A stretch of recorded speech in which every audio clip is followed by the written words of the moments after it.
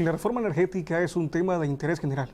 Para poder analizarla y tener un panorama más amplio, nuestro compañero Carlos Alberto Silvas nos enlazará en breve con Sergio Negrete, doctor en Economía y maestro en Economía Internacional por la Universidad de Essex, Inglaterra. Del 2004 al 2009 trabajó en el Fondo Monetario Internacional, colaboró por varios años en el grupo británico The Economist y ya es columnista en medios como El Financiero, Alto Nivel y Forbes. ¿Qué tal, Sergio? Te saluda Jesús Olivarriga. Bienvenido a tu espacio. Nos es grato hablar con una persona tan preparada sobre un tema algo complejo, pero estoy seguro que el día de hoy quedará muy claro.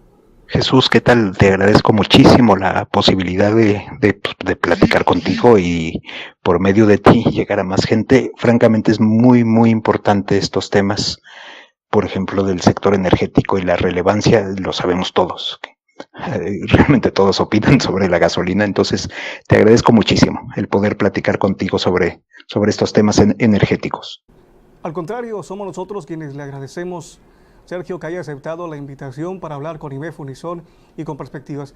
Pero bien, díganos, ¿cómo describiría el sector energético mexicano y sus empresas paraestatales como Pemex y la Comisión Federal de Electricidad antes de las reformas energéticas? El sector energético mexicano antes de la reforma, esto es antes de 2013-14, ya traía muy graves problemas, era algo definitivamente problemático para el Estado mexicano, no se vislumbraba qué tan grave, esto lo hizo la reforma muy evidente.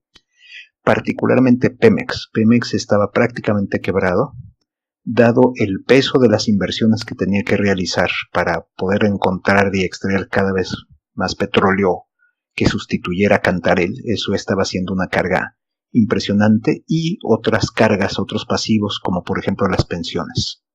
Comisión Federal de Electricidad, sin ser un caso tan grave, también arrastraba pasivos considerables y era en ese sentido también pues potencialmente un problema grave, no tanto como Pemex, pero ciertamente grave.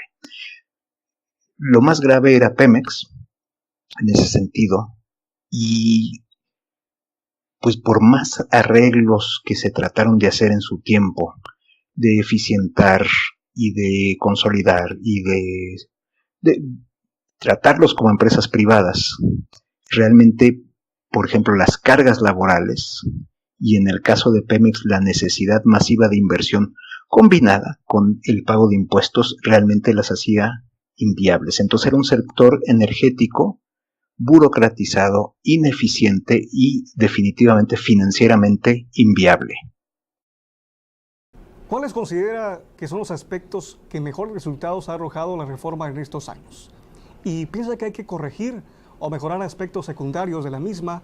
¿Y cuáles serían? Definitivamente lo mejor, pero con gran diferencia, ha sido la liberalización. Esto es, liberar los sectores para que pudieran entrar el sector privado, tanto nacional como extranjero. Fue una liberalización completa. Entonces, en ese sentido ha sido verdaderamente espectacular los resultados de poder traer empresas, inversiones sin cortapisas, sin obstáculos. Eso ha sido lo mejor, sin duda. ¿Qué es lo que podría mejorarse? Pues realmente está por verse, la reforma está empezando, tiene pocos años, y aparte empezó en un año, 2014, en que el petróleo se desploma. Entonces fue un momento muy poco atractivo, donde realmente se está viendo el éxito de la reforma. No es tanto en producción, eso es tardado, sino sobre todo en las inversiones que están llegando ahora, el interés que se está motivando ahora. Entonces, en ese sentido, no es que la reforma no sea mejorable, sin duda lo es, pero realmente se está empezando apenas a ver el enorme éxito potencial que puede tener, sobre todo en materia petrolera. Y en materia energética ya había inversión privada, ya había generación privada, entonces en ese sentido no ha sido tan visible, ha sido muy importante, pero no tan visible, y la cuestión eléctrica, y por ello pues realmente, aunque ha sido fundamental, no ha sido tan visible al ciudadano, sobre todo que en electricidad residencial sigue dominando Comisión Federal de Electricidad. Eso será un paso muy importante cuando esto ya no sea el caso. Desde el gasolinazo, mucha gente usa el precio de la gasolina como un indicador para medir el desempeño del gobierno. ¿Siente que esto es justo y apegado con la realidad? Es una enorme verdad. El precio de la gasolina, sí, se ve como un indicador del desempeño gubernamental. Se le cita en todo momento, no solo como una medición, un termómetro del desempeño del gobierno, sino que además se le presenta como un termómetro o un reflejo de la reforma energética.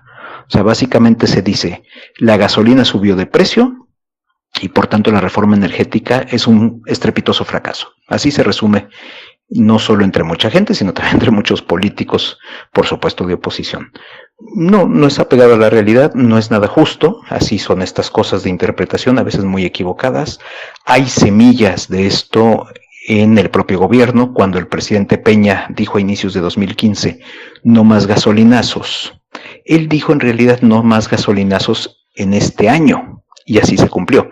Pero lo que quedó en la mente popular fue no más gasolinazos. Entonces ahora es visto, y si uno explica que el precio de la gasolina en parte ha subido por mayor precio del petróleo, que en parte ha subido por una fuerte depreciación del tipo de cambio, la gente no lo entiende y simplemente dice, la gasolina se ha vuelto mucho más cara. Es así de fácil. Entonces no es justo, pero así es como ha quedado en la mente de muchísimas personas.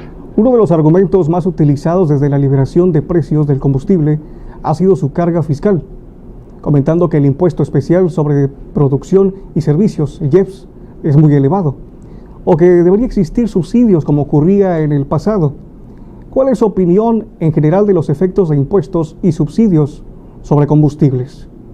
Esto no es muy popular decirlo, esto muchas veces no se entiende, es comprensible que no se entienda. A nadie le gusta gastar en llenar el tanque de gasolina, sobre todo cuando lleva uno años de costumbre de gasolina barata. Entonces, bueno, la gente está muy acostumbrada a la gasolina barata. La gente tiene la noción muy equivocada, pero la tiene, de que un país que tiene petróleo debe de tener gasolina barata, casi como, bueno, esto es una repartición de la riqueza petrolera, pues que me envía mi tanque de gasolina. Entonces, el IEPS es elevado, no en términos internacionales, comparado con Estados Unidos sí, comparado con Europa no, comparado con muchos otros países no. O sea, la gasolina en México no es particularmente cara a nivel mundial, pero se compara mucho con dos cosas, con el precio anterior en México y con el precio en los Estados Unidos. Entonces ahí es donde se sale perdiendo. No debe de subsidiarse la gasolina porque se subsidia a los más ricos, a los que tienen un tanque de gasolina más grande, a los que tienen una camioneta gigantesca, a esos les llega ese subsidio y pero llega muy poco a la gente pobre. Entonces no debe subsidiarse a la gasolina. Los impuestos a los combustibles en general y a la gasolina en particular son espléndidos por tres razones. Una, porque efectivamente son progresivos, llegan más, golpean más, digámoslo así, o los pagan más los más ricos. Segundo, son muy fáciles de recaudar. Uno llena el tanque de gasolina y ya entregó el impuesto a la Secretaría de Hacienda. Casi se puede ver la bomba de gasolina como una caja recaudadora de Hacienda. Y en tercer lugar, aparte de todo, son ecológicos. Entonces, en ese sentido, son muy defendibles los impuestos y precisamente por las razones contrarias son cuestionables los subsidios. Dentro de sus expectativas en energéticos, ¿cuál siente que sea el futuro de Pemex, las gasolineras extranjeras y el sector energético? Sobre el futuro de Pemex, las gasolineras extranjeras y el sector energético, no veo reversa. Ya no hay reversa porque es demasiado costoso el tratar de revertir la reforma. Habría que nacionalizar, digamos así, lo que se ha entregado para explotación por empresas extranjeras. Habría que revertir todo lo de las gasolineras extranjeras y regresarlas a Pemex.